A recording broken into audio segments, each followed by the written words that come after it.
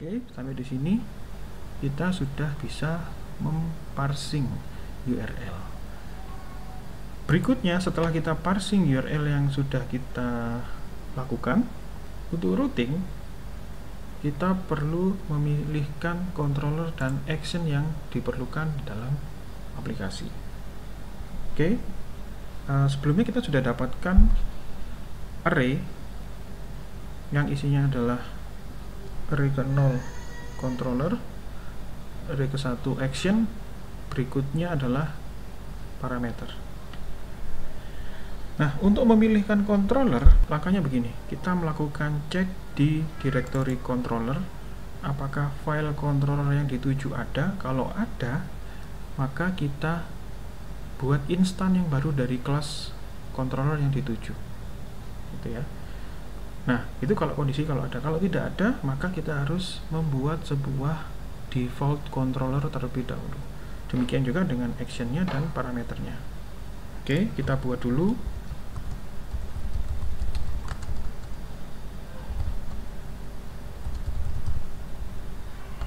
Sini kita buat default controllernya adalah index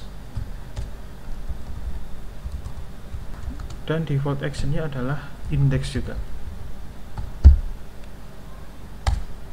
Kemudian kita juga perlu mendefinisikan param, yaitu adalah sebuah array yang nanti kita akan isi sesuai dengan parameter yang diinputkan oleh user. Setelah kita tentukan controller action defaultnya, baru setelah itu kita pilihkan controller yang sesuai untuk request dari user. Oke. Nah, caranya dengan kita melakukan pengecekan terlebih dahulu apakah filenya ada di dalam directory controller, yaitu dengan cara kita gunakan if file exists apps, directory apps, kemudian directory controller, kemudian baru ke file name yang dituju, yaitu pada URL ke 0, dan kita berikan ekstensinya PHP. Nah, di sini kita melakukan pengecekan apakah file exists, maka kita tinggal isikan parameter list controller, kita isikan dengan nama controller yang dituju oleh user. Nah, berikutnya kita hapus elemen controller ini dari array URL. Mengapa? Karena nanti kita ingin dalam array URL itu hanya tersisa parameternya saja, gitu ya. Jadi kita unset URL ke 0. Oke, selesai.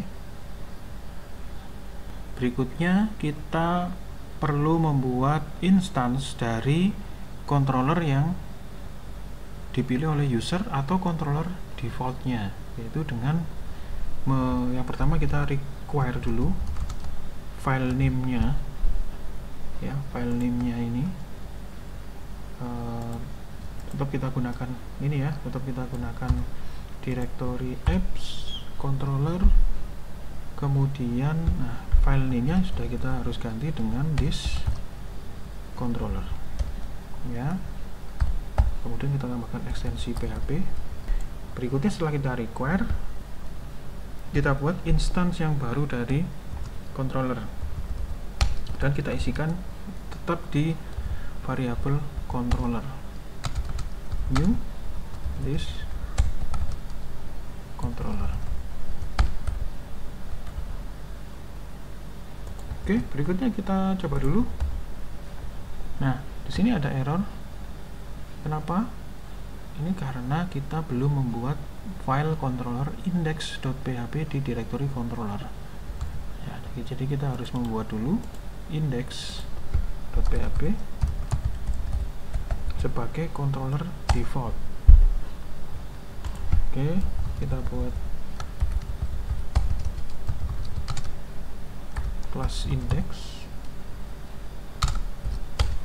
kemudian kita juga buat konstruktornya.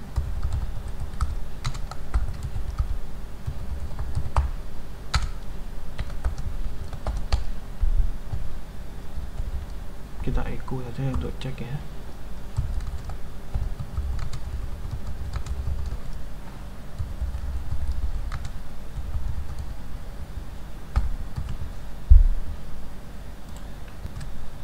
Oke, jadi kita buat instance dari kelas controllernya, sehingga harapannya di sini kita nanti akan dapatkan, kalau kita buat instance seperti new base controller, maka harapannya akan dilarikan ke function konstruktor yang ada di kelas index di controller ya. Oke, kita coba.